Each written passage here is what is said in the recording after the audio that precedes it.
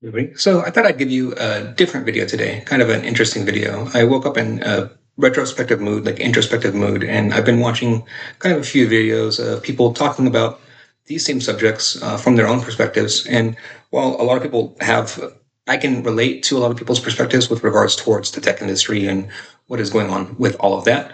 Um, to me, the kind of chaos of it all and kind of everything that we're seeing with all of that to me, I don't know, like I was born in that, so it's I have a different perspective on kind of all of that. I think than most people, and so to me, like I have seen this coming. Like I made videos 2 years ago talking about these very same subjects, right? And then so to me, I went all in on this about a year ago, and this being uh, finding and going all in on all avenues possible to diversify my income from IT. And that's, I mean, that's the bottom line of what I see. I think a lot of people see what I've been doing as just pure AI research, and that's what I've been putting out, right? It's just pure AI research because that's what I've wanted to focus on. To me, this has been a journey of what do I want to do and what does that actually look like for me, right? I've spent a lot of years in IT, and I've spent a lot of years making above six figures in IT. And there's something that I think about a lot within that, and I thought a lot throughout like multiple years. This thought of that while I'd be sitting there, even if it's a home office or an office, sitting there chained to a desk, and my entire world is this business entity, right? This consulting agency and this business entity, and that box is my entire world and my entire existence for like 12, 14 hours a day. And within that universe and within that, I would often have the thought that there's like homeless people. There's people that make $30,000 per year, $50,000 per year, and their life is far better than mine at that point. Like I envied those people and would sit there and I envy those people in that position because they have more freedom than I did, right? And then that's kind of what I started breaking down this whole equation to a long time ago is freedom. Like what to me, freedom is being able to do what you want to do, to be able to wake up in the morning and not have to drive into the office, not have to answer to people, do what you want to do, and it should be productive, right? Like you can still do productive things within that, but there's freedom is the difference, right? And then I have just always craved that above all else.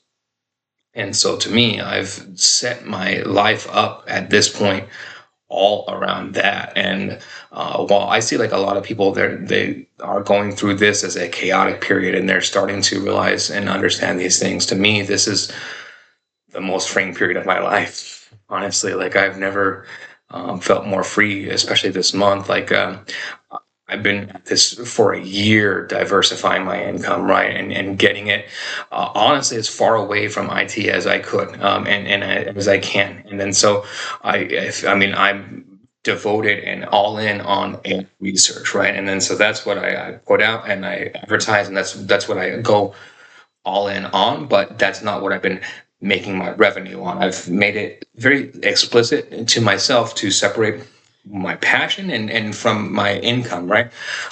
And I look at it as like the modern corporation is not tied down to like a particular industry vertical. Like your modern corporation is they go like kind of like across industries a lot, right? Like Apple, Google, Amazon, etc. They buy companies all the time that are very outside of their industries. And so I look at it kind of the same way, right? My goal is one, to never accept venture capital. Like I don't want to be in debt.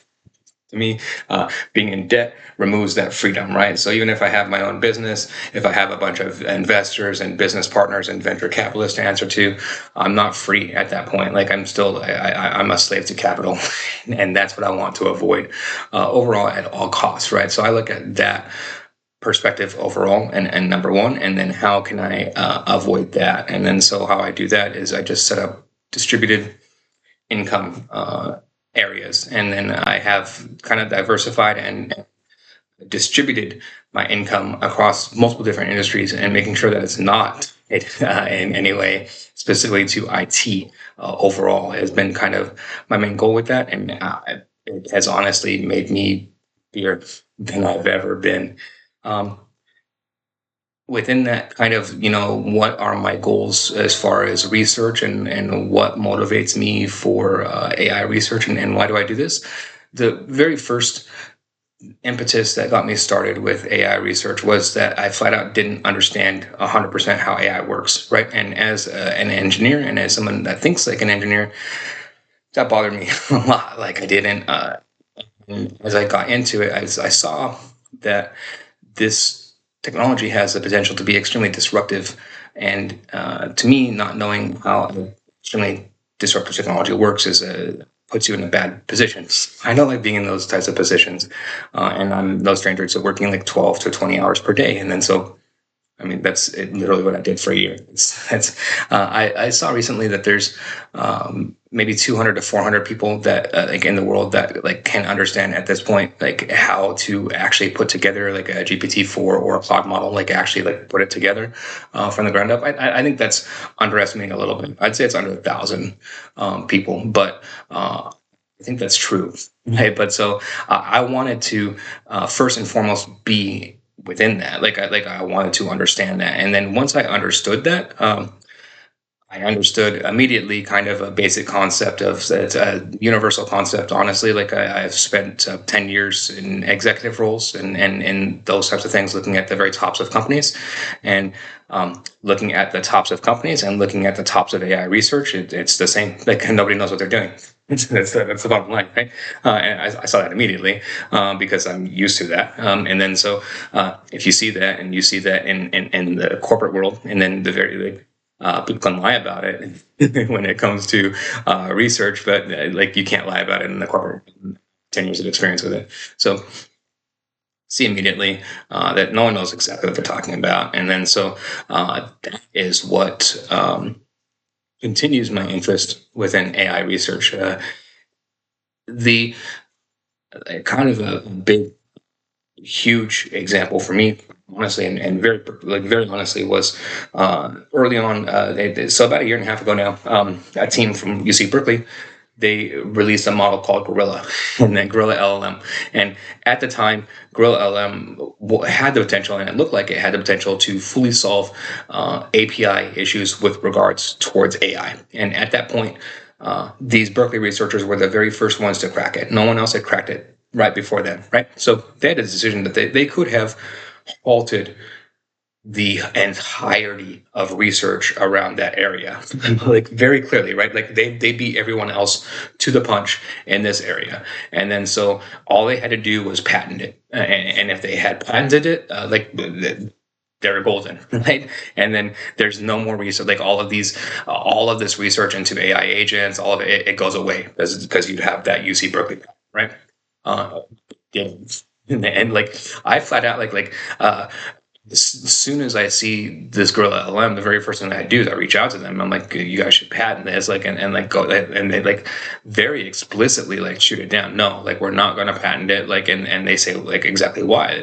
They want to make sure that this research is like free and out there, right? And like I to like I warmed my little like plus heart. Like it unfroze my heart. You know, I never expected someone to actually do that. And to like follow through on a situation like that, and to see that in action. I mean, they gave up on the billions of dollars and like notoriety flat out just to open source this technology, and now like it's out there, you know. And that was huge to me, and then I like reflected on that, and I thought about that a lot. Decided like if I'm in that situation, like I want to make those same decisions, right? And then so I figured it'd be a pipe dream. Like if I'm ever in that situation, that's exactly what I would do. And then as I research more and more, and as I go through, it ends up being less and less of a pipe dream, right? But so why do I open source everything that I do, and why do I like continue to stay at the forefront of like the research in these areas, it's explicitly because of that. I want to, at this point, I feel I've fulfilled my promise in that area, in that I have researched groundbreaking areas, and then I didn't do the very first thing I did was open source it for everyone, right?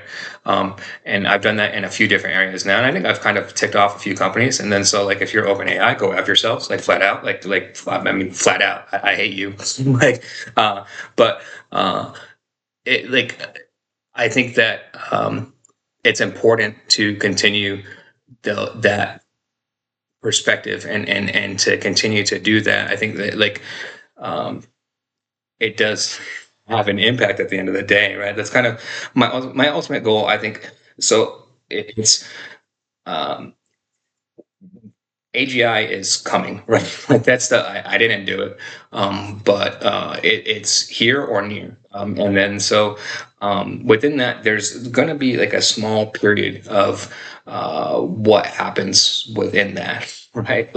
Of control, and are we able to control that, and then who controls that?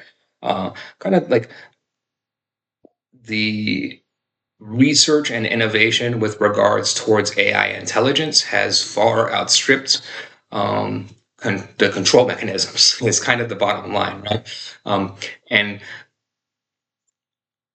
flat out, I think that's good. Like, uh, I don't want a select few people in control of groundbreaking technology, like revolutionary technology that is revolutionary compared to anything that we've seen before in regards towards humanity. Um, if it is dangerous, if it ends up being dangerous, then I'd rather have every single person in the world access to that bomb than have select group of people have access to the bomb. I mean, society, it doesn't work out very well when you do that. You can just look around, right? We've given a select few people access to the bomb in the real world, and I'm threatened with World War III all the time, everywhere around me, right? I'd rather have my own bomb, and so that's how I look at the equation. If it is a bomb, I don't look at it as a weapon or a bomb. I look at it as the exact opposite. And I think it's going to mirror whatever you want it to be. So if you look at it as a weapon, that's what it's going to be. I look at it as the exact opposite. But so within that, I would rather just have everyone have access to that than a select few people. I don't think anyone telling you that a select few people should have access to something like that. I think they have ulterior motives. That's just my bottom line, right? And so that's why I continue these things and on the track that I do. I have kids, and so I want the best future possible for my kids. And I came into the tech industry I was 18, 19 when the dot-com first happened, right? And then I grew up around computer ever since I was a kid, and computers. That's how I got into it, a lot of people, right? And then I was too young to understand everything that was going on, the whole internet and the whole consolidation and all of that. I was 18, 19 years old, right? So then it all happens, and then so at this point, I see a lot of these same elements and a lot of this same things playing out, and then a lot of the same players wanting to do the same exact things, right? They're just doing this exact same playbook as they did with the internet, which is right now 25 years ago, the internet was a very free place, right? And it was everyone, there was called GeoCities, right? Everyone had GeoCities, which was a precursor to social media, and then everyone had their own GeoCities sites. You would build your own website, and so you controlled it, you had access to it, etc., right? And then so what that's evolved into is social media, and then you can see where that evolution has occurred and what's been taken away from that, right? Your control over that, basically.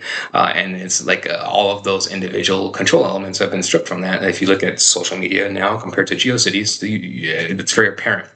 And I don't I don't want that same thing with AI, right? Flat out.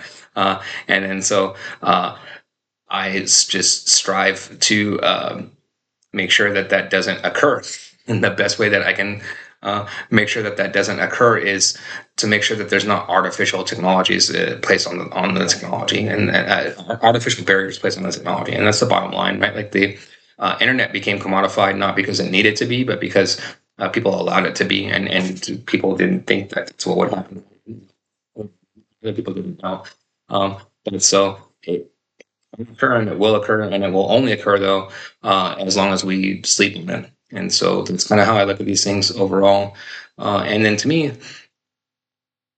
I guess I'll end it here. What makes me most reflective overall is, and today, especially like in making these videos, is like so I have like more and more recently, my research has been, my goal has been flat out. Like, so I'm the architect and the engineer when it comes to building these AI models, right? Like, building a GPT-4 type model, building a Claude type model, building an LM model, building AI in general that aren't LMs.